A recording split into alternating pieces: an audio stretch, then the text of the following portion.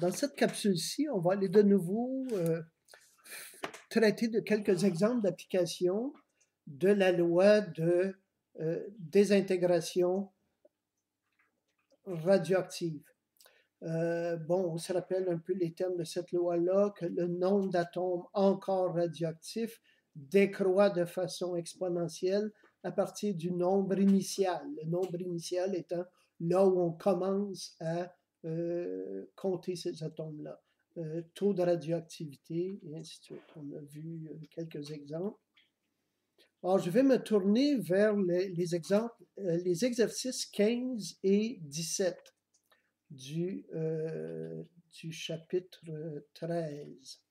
Alors, dans l'exercice 15, on nous parle de l'iode 131, qui est un isotope.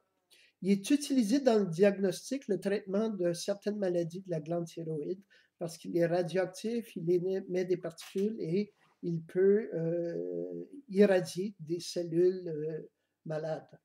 On nous donne, il a une demi-vie en day pour day en anglais, pour jour, 8.02 jours.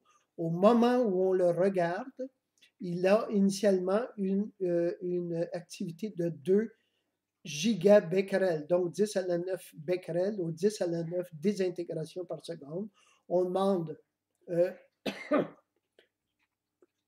combien de noyaux d'iode 131 contient initialement l'échantillon, quelle serait l'activité après 14 jours et combien de noyaux se seraient désintégrés en 14 jours. On va aller regarder la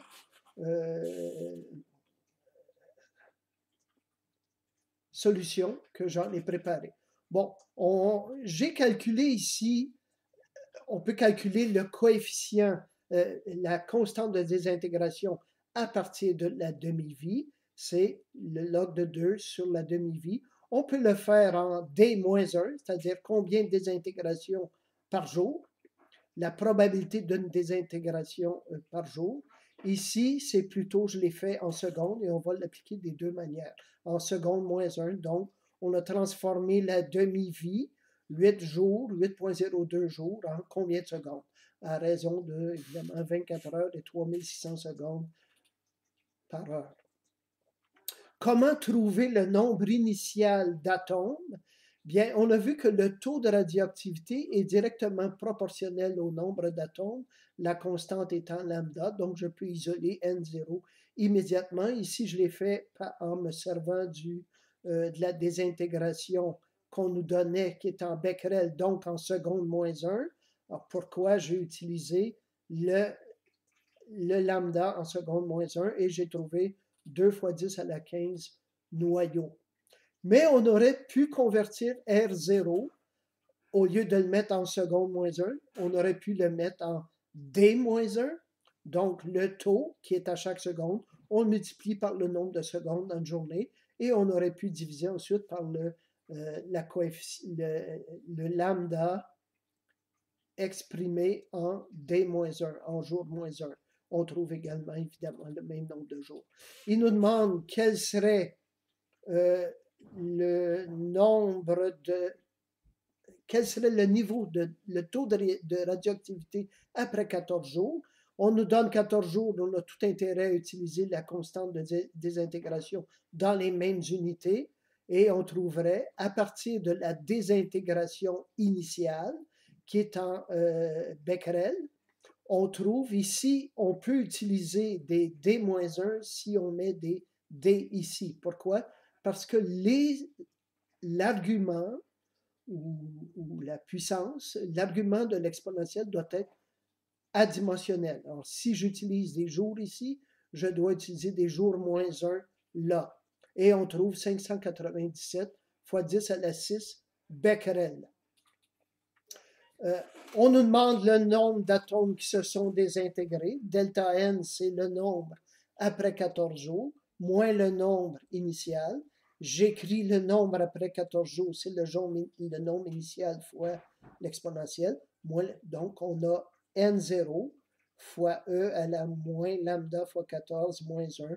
On entre tous les chiffres ici, incluant le N0 qu'on avait trouvé au début, de 2 fois 10 à la 15 noyaux, et on trouve moins 1,40 fois 10 à la 15. Le signe moins veut nous dire qu'effectivement, ce sont des atomes qui se sont désintégrés. On a perdu des atomes radioactifs. Le deuxième exercice que je voudrais regarder avec vous, parce qu'il est très intéressant au niveau historique, c'est celui du suaire de Turin. Le suaire de Turin, apparemment, il avait servi à draper le corps de Jésus-Christ et on dit, on en verra une image tout à l'heure, à partir du Moyen Âge, on a vu apparaître le suaire de Turin et on a dit qu'il avait été trouvé dans le tombeau de Jésus-Christ et qu'il portait des marques de la résurrection, comme si par un flot, une explosion de lumière, le drap, le linceul avait été marqué et que ça nous montrait la forme du corps de Jésus. On va aller voir ça sur Wikipédia. Or, ici, à gauche, à l'horizontale, vous devriez pouvoir deviner la forme d'un homme allongé, avec ici la tête, les yeux, les bras repliés sur l'abdomen et les jambes. Dans une autre photo, on prend un zoom sur le visage de celui qui a été réputé être Jésus. Or, en 1988, l'Église a accepté que des échantillons soient tirés de l'étoffe, du linceul. En fait, il y a eu 3 échantillons, chacun à peu près de 0,120 grammes, qui ont été envoyés dans 3 laboratoires différents. Et l'analyse de l'échantillon révèle une activité de 28,5 millibecquerel. Bon, ici, il va falloir un peu expliquer comment fonctionne la datation au radiocarbone. Et on va le voir plus concrètement dans l'exemple, mais c'est assez important à voir. Ce qu'on fait, si on a découvert un fossile ou par exemple l'étoffe qui prétend être le linceul de Jésus-Christ, cette étoffe-là est faite, ou des os, des fossiles, ces artefacts-là sont faits de matière qui contient du carbone et qui a déjà appartenu à un être vivant. Alors, l'idée est la suivante. Le taux normal, le carbone 12, c'est l'atome de carbone qui domine, mais il y a un de ces isotopes qui est radioactif, le carbone 14.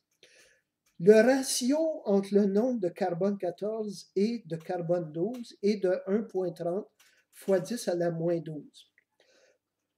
Ce ratio-là, entre le carbone 14 et le carbone 12, est maintenu en permanence sur la Terre et dans l'atmosphère en raison de réactions nucléaires qui ont lieu dans la très haute atmosphère dues à des particules énergétiques qui, entrant dans l'atmosphère, vont avoir toutes sortes de réactions et vont donner lieu à constamment un nouvel apport de carbone 14. Donc, le ratio entre le carbone 14 et le carbone 12 est maintenu constant. Un être vivant qui respire et qui mange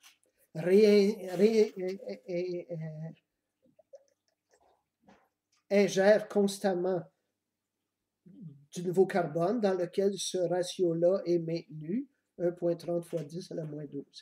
Lorsque cet être-là décède, il cesse de respirer, il cesse d'ingérer de nouveaux aliments, et à partir de ce moment-là, son taux de carbone, son nombre d'atomes de carbone radioactif va aller en diminuant. Alors, la méthode de datation au carbone 14 consiste à ceci. On va prendre le fossile qu'on a trouvé, mesurer sa masse, en estimant que c'est principalement du carbone. on va trouver dans celui-ci quel est son taux de radioactivité et on va le comparer au taux de radioactivité d'une même masse de carbone actuelle, donc tel qu'il aurait été ingéré par un être vivant actuellement. Et on va comparer les deux taux de radioactivité. Alors, je vais aller voir la solution. On va regarder ensemble la solution que j'en ai préparée. Bon, on a donc pour... bon, ici, on a la demi-vie, 5730 années, en passant à cause de cette demi-vie-là et à cause qu'à chaque demi-vie, on perd la moitié de la moitié de la moitié, il y a un risque au point de vue de la précision des instruments à aller à beaucoup plus loin que 40 000 ans avec la méthode au carbone 14. Bon, le ratio entre le carbone 14 et le carbone 12, 1,30-10-12. On nous demande quel est le niveau, quel est le nombre d'atomes radioactifs dans l'élément qu'on vient de trouver. Bon, ça va être donné par la radioactivité. Bon, on se rappelle, R0 égale lambda N0, donc N0 et R0 sur lambda. On va mettre le 28,5 millibecquerel divisé par la constante de désintégration du carbone et on a trouvé que dans cet échantillon-là, il y avait 7,43 fois 10 à la 9 atomes. Ensuite, on regarde si on avait un échantillon vivant de la même masse, 0,124 grammes divisé par la masse typique d'un atome de carbone, 12 unités de masse atomique, ça donnerait 6,22 fois 10 à la 21 atomes de carbone 12. Mais les atomes qui sont radioactifs, ce sont les 14C. On multiplie donc par le ratio, 1,30 fois 10 à la moins 12, et on trouve que dans la même masse, 0,124 grammes, d'échantillons vivants, on aurait plutôt 8,09 fois 10 à la 9 atomes. D'où on a maintenant tout ce qu'il faut pour obtenir l'âge de l'échantillon. On compare le N 7,43 10 à la 9 au N0 d'un échantillon vivant, 8,09 fois 10 à la 9, et on fait comme d'habitude, on va prendre le log naturel à gauche et à droite, et on va résoudre. On trouve en fait 704 années. Donc, il est absolument impossible que ce linceul-là, qui a été vu pendant très très longtemps comme vraiment une preuve de la résurrection du Christ, il est vraiment impossible qu'il soit venu du tombeau. Il a été fait par un faussaire réellement de génie, mais ce n'est plus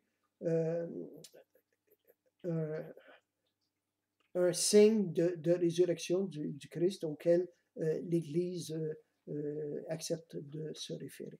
Alors, on vient donc de terminer ce qu'on voulait voir sur la radioactivité avec quelques exemples de datation et d'utilisation en médecine notamment. Et on se trouve à avoir terminé toute la section, tout ce qu'on voulait faire sur la partie physique quantique et description de l'atome, qui est cette partie, une des deux grandes parties de la physique moderne. Dans de prochaines capsules, on va maintenant s'attaquer à la deuxième grande innovation en physique, par la physique moderne, c'est les deux théories de la relativité d'Albert Einstein.